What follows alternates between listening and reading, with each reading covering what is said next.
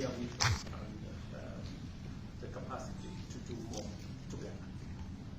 And Mr. President, we will be exploring opportunities for trade events, for investment, working together in the frameworks that exist, whether it is on climate.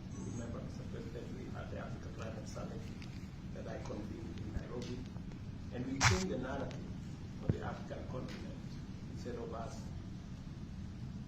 thinking about victimhood, we decided that we're going to provide solutions, working with progressive democracies like the US on how to deal with these challenges. And last 3 weeks, I also convened the International Development Association IDA Replenishment Summit in Nairobi with the World Bank, again to look at solutions around the international financial architecture. How do we make it much more sensitive, agile, and that can respond to pressing economic issues that have been compounded by climate change and inflation and interest rates.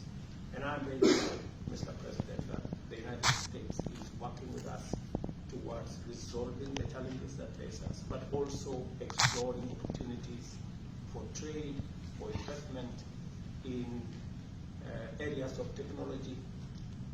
And we will be signing one of the most progressive agreements on